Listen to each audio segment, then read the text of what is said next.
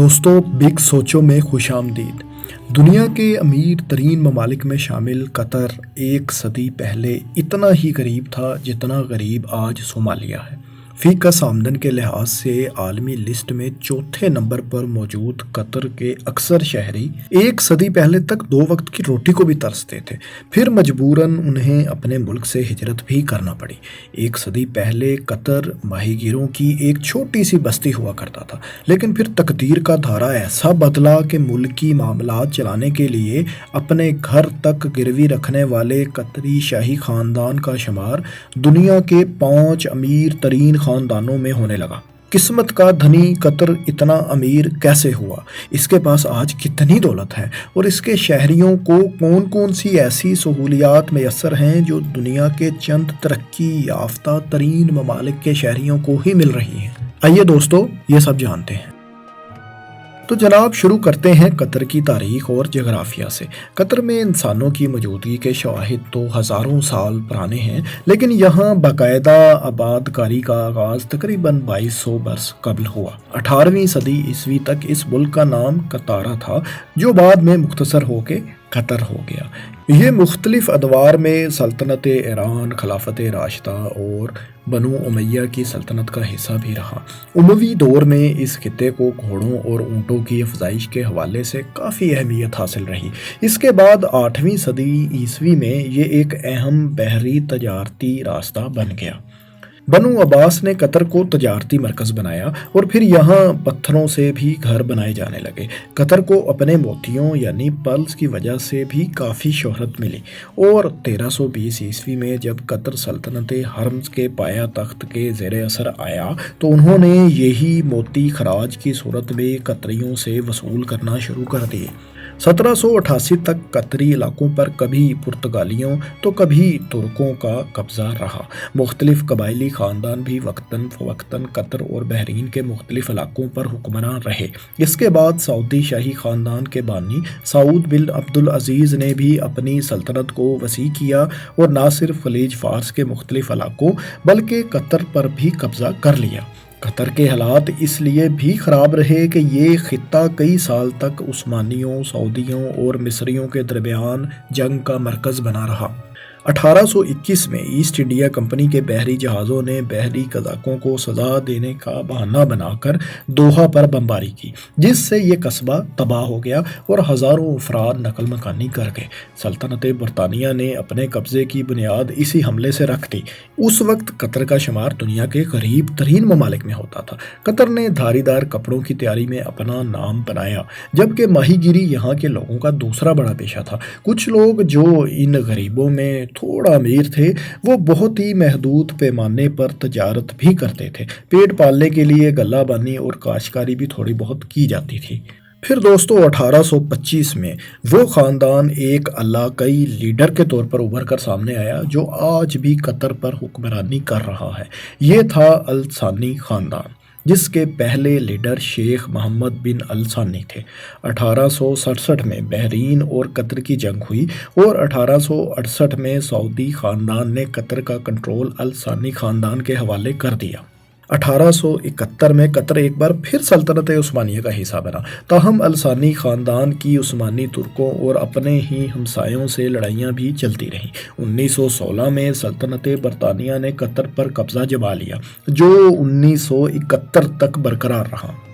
یہاں آپ کو یہ بھی بتاتے چلیں کہ ایک صدی قبل یعنی 1922 میں اس ریاست کی آبادی محض 30 لاکھ کے لگ بھگ اور رقبہ تقریباً 12,000 مربع کلومیٹر کے لگ بھگ تھا، لیکن یہ چھوٹی خلیجی ریاست عملی طور پر غیر آباد سرزمین ہی تھی، کیونکہ یہاں رہنے والوں کی اکثریت خانہ بدوش تھی اور قطر کا شمار تو ظاہر ہے غریب ترین علاقوں اور ممالک میں ہوتا ہی تھا۔ دوستو یہ صورتحال 1930 کی دہائی میں اس وقت اور بھی سنگین ہوگی جب جاپانیوں نے موتیوں کی فارمنگ کا طریقہ ایجاد کر لیا اور اس صنعت کو اتنی ترقی دی کہ قطری معیشت کو تباہ و برباد ہی کر دیا۔ اس کے بعد ایک بار پھر قطر سے تاریخی نقل مکانی ہوئی اور 1930 سے 40 کی دہائی میں قطر کے تقریباً 30% افراد ملک چھوڑ گئے۔ بات اتنی بگڑی کہ اقوام متحدہ کی ایک رپورٹ کے مطابق 1950 میں قطر کی آبادی صرف 24,000 افراد پر مشتمل رہ گئی تھی۔ ان لوگوں نے زیادہ تر خلیجی ریاستوں اور ایران کا ہی رخ کیا تھا۔ بلیک گولڈ یعنی تیل نے خلیجی ممالک کی تقدیر ہی نہیں بدلی بلکہ اس نے صنعتی انقلاب لانے میں بھی اہم کردار ادا کیا۔ دنیا نے ترقی کی جتنی منازل بلیک گولڈ کی دریافت کے بعد طے کی ہیں، اس کی مثال ہزاروں سال کی جدید انسانی تاریخ میں نہیں ملتی۔ گو کہ چینی ماہرین نے 600 قبل مسیح میں ہی تیل دریافت کر لیا تھا، لیکن امریکی ریاست پینسلوینیا میں 1859 میں تیل کی دریافت نے دنیا کی معاشی ترقی کا رخ ہی بدل دیا۔ خلیجی ممالک میں سب سے پہلے سعودی عرب میں 1938 میں امریکی کمپنی نے تیل دریافت کیا۔ دوسری جانب ایران میں اس سے پہلے 1908 میں بھی تیل دریافت ہو چکا تھا۔ قطر کی قسمت 1939 میں کھلی جب اس ملک کے جنوب مغربی علاقے جبل دخان میں تیل دریافت ہو گیا۔ تاہم دوسری جنگ عظیم کی وجہ سے تیل کی تلاش تاخیر کا شکار ہوئی اور دوسرا کنواں 1941 میں کھودا گیا۔ اس کے بعد 1942 میں قطر میں تیل کی تلاش کا کام روک دیا گیا جو 1947 تک رکا رہا۔ اس وقت کی غریب قطری حکومت جو پہلے ہی بڑی مشکل سے کھدائی کرنے والے انجینئرز اور دوسرے ملازمین کی تنخواہیں پوری کر رہی تھی، وہ مزید معاشی مشکلات کا شکار ہو گئی۔ گو کہ اس پر حکمرانی کرنے والے تاج برطانیہ نے اس دوران کچھ مدد بھی کی، لیکن معاشی مشکلات میں گھری قطری حکومت مزید مشکلات میں ہی دھنستی چلی گئی۔ اس وقت قطر کو غربت کے ساتھ ساتھ ایک اور مشکل کا بھی سامنا تھا، اور وہ یہ تھی کہ اس کے شہری غربت کی وجہ سے تیزی سے قطر سے ہجرت بھی کر رہے تھے۔ یوں اس کے پاس افرادی قوت بھی کم ہوتی چلی جا رہی تھی۔ مسائل اس وقت اور بھی بڑھ گئے جب انہی دنوں میں قطر کی زبارہ کی ملکیت کے معاملے پر بحرین سے جنگ ہو گئی۔ یہ علاقہ آج قطر کا ہی حصہ ہے۔ اسے شاہی خاندان کے بانی شیخ محمد بن خلیفہ نے آباد کیا تھا۔ جنگ اور مالی مشکلات کی وجہ سے پریشانی اتنی بڑھی کہ قطر کے حکمران شیخ عبداللہ بن جاسم الثانی کو پیسوں کے لیے اپنا محل بھی گروی رکھنا پڑ گیا۔ جنگ عظیم کے خاتمے کے بعد قطر میں تیل کے مزید ذخائر کی دریافت کے لیے سروے کروایا گیا اور 1947 میں مکمل ہونے والے اس سروے کی بنیاد پر 1949 میں قطر میں وسیع پیمانے پر تیل نکالنے کا کام شروع کر دیا گیا۔ تیل کے بڑے بڑے ذخائر دریافت ہوئے اور دیکھتے ہی دیکھتے قطر کی تقدیر بدل گئی۔ قطر بڑی مقدار میں تیل برآمد کرنے لگا۔ بلیک گولڈ کے وسیع ذخائر کی خبر سن کر سرمایہ کار قطر میں سرمایہ کاری کرنے کے لیے بھاگے چلے آئے۔ ملک میں روزگار کے مواقع بڑھنے لگے اور نہ صرف ملک سے غربت کی وجہ سے ہجرت کرنے والے لوگ واپس آ گئے بلکہ ایشین ممالک سے تارکین وطن کی بڑی تعداد نے بھی قطر کا رخ کیا۔ اس کی افرادی قوت میں بھی اضافہ ہوا۔ لوگوں کی فی کس آمدن چند ڈالر سالانہ سے پہلے سینکڑوں اور پھر ایک دہائی میں ہزاروں ڈالر تک چلی گئی۔ ایک اندازے کے مطابق قطر جس کی آبادی 1950 میں صرف 24,000 افراد تک محدود ہو گئی تھی، 1970 میں وہی ملک 1 لاکھ نفوس سے بھی تجاوز کر گیا۔ ایسا لگ رہا تھا کہ قطر پر قدرت زیادہ ہی مہربان ہے، کیونکہ 3 ستمبر 1971 کو قطر نے تاج برطانیہ سے آزادی بھی حاصل کر لی۔ اس سے اگلے ہی برس یعنی 1972 میں قطر کی قسمت اس وقت مزید کھلی جب ملک کے شمال مشرقی ساحل کے قریب کھدائی کے دوران گیس کے وسیع ذخائر دریافت ہو گئے۔ پہلے لوگوں نے گیس کے ذخائر کو زیادہ اہمیت نہ دی، تاہم 14 سال بعد پتہ چلا کہ یہ گیس فیلڈ دنیا کا سب سے بڑا نان ایسوسی ایٹڈ قدرتی گیس فیلڈ تھا، جس میں کل دنیا کے گیس ذخائر کا تقریباً 10% موجود تھا۔ قطر کا نارتھ فیلڈ تقریباً 6,000 کلومیٹر کے رقبے پر پھیلا ہوا ہے، جو پورے قطر کے نصف سے بھی تھوڑا زیادہ ہے۔ روس اور ایران کے بعد عملی طور پر قطر کے پاس دنیا کا سب سے بڑا گیس کا ذخیرہ ہے، تاہم یہ دونوں ممالک رقبے اور آبادی کے لحاظ سے قطر سے بہت بڑے ہیں اور ان کی اپنی ضروریات بھی زیادہ ہیں۔ آج قطر دنیا میں سب سے زیادہ مائع قدرتی گیس یعنی LNG پیدا کرنے والا ملک ہے۔ قطر گیس پیدا کرنے میں دنیا بھر میں تیسرے مگر گیس برآمد کرنے میں دوسرے نمبر پر ہے۔ دوسری جانب وہ تیل کی پیداوار میں دنیا میں 14ویں نمبر پر ہیں۔ یوں قطر کل ملکی آمدن کا 70% صرف تیل اور گیس سے ہی حاصل کر رہا ہے۔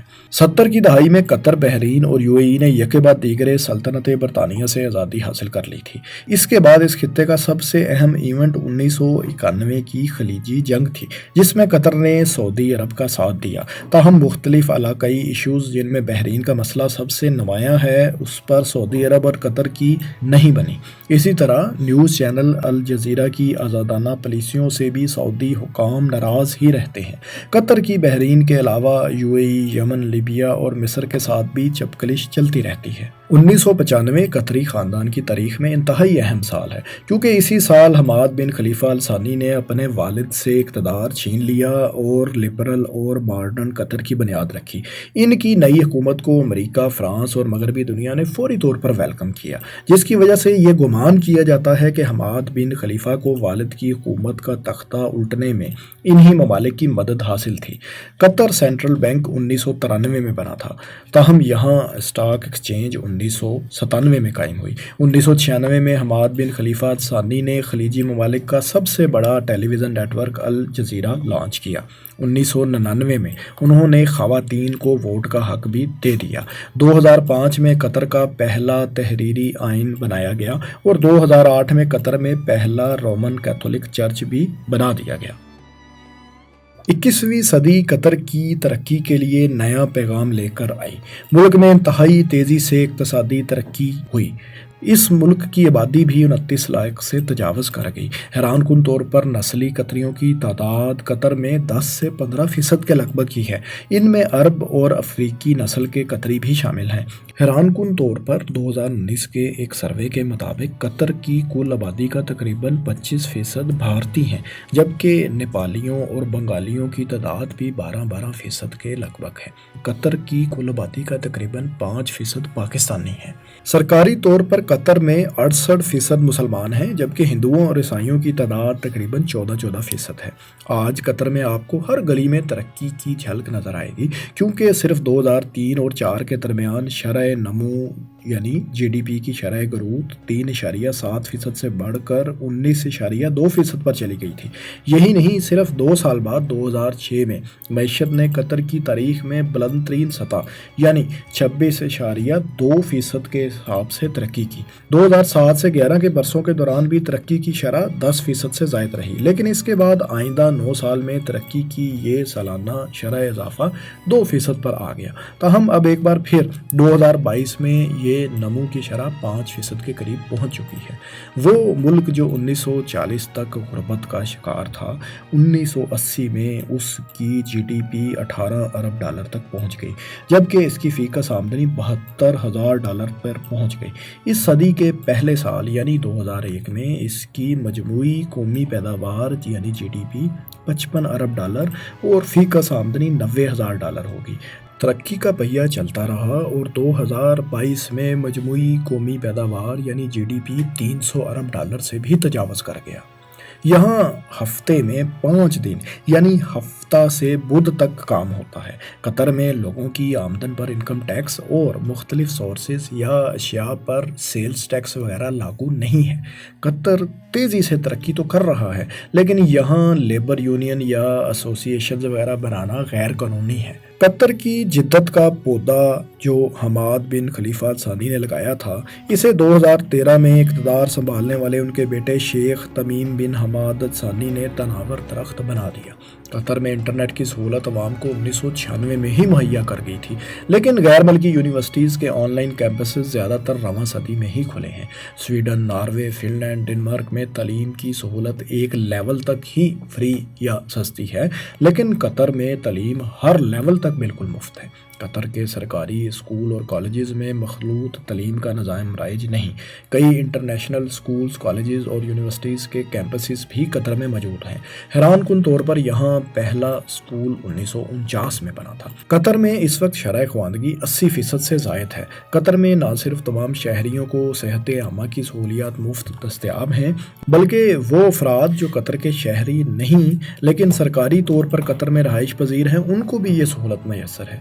خوشحالی کی وجہ سے جرائم تقریباً نہ ہونے کے برابر ہیں اور قطر دنیا کے محفوظ ترین ممالک کی فہرست میں دوسرے نمبر پر ہے۔ قطر کا شاہی خاندان جو کبھی اپنا گھر بھی گروی رکھنے پر مجبور ہو گیا تھا، آج دنیا کے ٹاپ 5 امیر ترین خاندانوں میں شامل ہے، جس کی دولت کا اندازہ تقریباً 300 ارب ڈالر ہے۔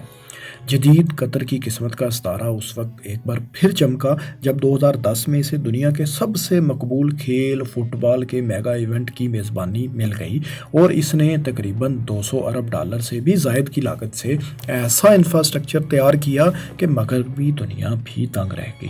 قطر اپنی فلک بوس عمارتوں، پرتعیش مصنوعی جزیروں اور جدید ترین اسٹیڈیمز کے باعث دنیا بھر میں ممتاز مقام حاصل کر چکا ہے۔ دوستو، قطر کے بارے میں ایک دلچسپ بات آپ کو آخر میں بتاتے چلیں کہ قطر میں خواتین اتنی کم ہیں کہ 3 مردوں کے حصے میں ایک ہی خاتون آتی ہے، اس لیے قطریوں کو دوسرے ملکوں میں شادیاں بھی کرنا پڑ جاتی ہیں۔ دوستو، قطر کے بارے میں یہ دلچسپ معلومات آپ کو کیسی لگی؟ کمنٹس میں اپنی رائے سے آگاہ کریں اور اس طرح کی دلچسپ معلوماتی ویڈیوز کے لیے ہمارے چینل کو سبسکرائب بھی کر لیں۔ شکریہ۔